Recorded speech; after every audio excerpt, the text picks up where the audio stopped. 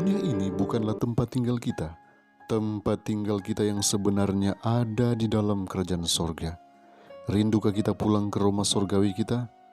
Mari kita nikmati kebenaran firman Tuhan dari seri Renungan Harian Pulang ke Rumah. Selamat menikmati. Judul renungan kita hari ini ialah Perisai Tuhan. Mari kita berdoa. Bapa di sorga, pertolongan-Mu kami butuhkan untuk memampukan kami memahami akan kebenaran firman yang siap kami terima saat ini dalam nama Yesus. Amin. Ayat inti kita hari ini diambil dari Amsal pasal 29 ayat yang ke-18. Firman Tuhan berkata, "Berbahagialah orang yang berpegang pada hukum." Saudaraku, hanya ada satu pengharapan bagi bangsa manusia, supaya ke dalam unsur-unsur yang penuh pertentangan dan merusak yang besar ini dapat ditaburkan ragi baru, supaya kuasa kehidupan baru dapat dibawa kepada umat manusia, supaya pengetahuan tentang Allah dapat dipulihkan kepada dunia. Kristus datang untuk memulihkan pengetahuan ini. Ia datang untuk menyingkirkan pengajaran palsu yang olehnya mereka yang mengaku mengenal Allah salah menggambarkannya. Ia datang untuk menyatakan sifat hukumnya, untuk menyatakan keindahan kesucian itu dengan tabiatnya sendiri. Kristus datang ke dunia dengan himpunan kasih yang kekal, menyapu bersih pemerasan yang memberatkan hukum Allah. Ia menunjukkan bahwa hukum itu adalah hukum kasih, pengungkapan kebaikan ilahi.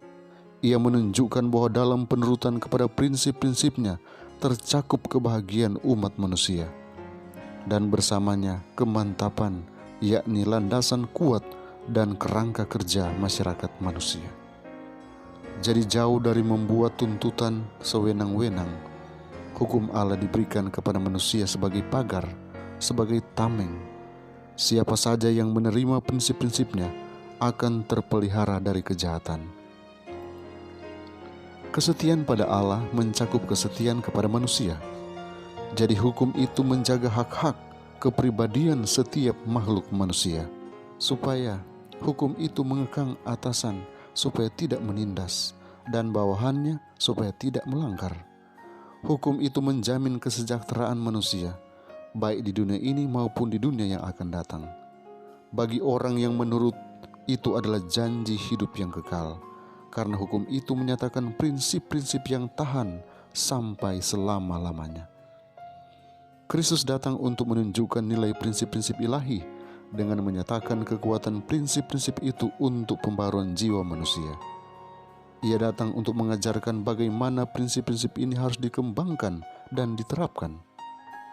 Dengan orang-orang pada zaman itu, nilai semua hal ditentukan oleh perbuatan lahiriah. Bila mana agama merosot kuasanya, kebesarannya meningkat, para pendidik zaman itu berusaha untuk memiliki kehormatan dengan pameran dan penarikan perhatian. Untuk semua ini kehidupan Yesus memperlihatkan perbedaan yang menyolok. Kehidupannya menunjukkan bahwa perkara-perkara yang dianggap oleh manusia hal yang paling penting dalam kehidupan tidak ada harganya. Lahir di tengah-tengah lingkungan yang paling kasar, tinggal di rumah petani dengan perongkosan seorang petani, pekerjaan sebagai tukang, menghidupkan suatu kehidupan yang tidak dikenal.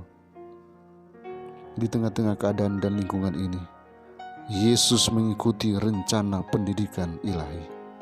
Seri Membina Keluarga, Jilid 3 halaman 68 dan 69. Kiranya Tuhan memberkati kita hari ini. Mari kita berdoa. Bapa di sorga, terima kasih untuk pencerahan pagi ini lewat kebenaran firman-Mu. Kami sadar bahwa kami manusia yang penuh dengan keterbatasan. Kami membutuhkan Engkau sebagai perisai kami. Karena itu Tuhan, Engkau kiranya tolong kami hari ini. Ketika kami akan melakukan semua kegiatan kami, Engkau kiranya jaga kami, lindungi kami, kawali kami dengan malaikat-Mu, sehingga kami boleh berjalan dalam kehendak-Mu. Apapun yang akan kami lakukan dan kerjakan hari ini, kami boleh kerjakan dengan segenap hati, karena Tuhan menyertai kami. Oh Bapa di sorga, Engkau tak pelindungi anak-anak Tuhan, pagari umat-umat Tuhan dengan kuasa-Mu, sehingga mereka semua terhindar dari COVID-19, sakit penyakit yang mudah berlaku bagi kami. Dan hari ini kami selalu meraih sukses.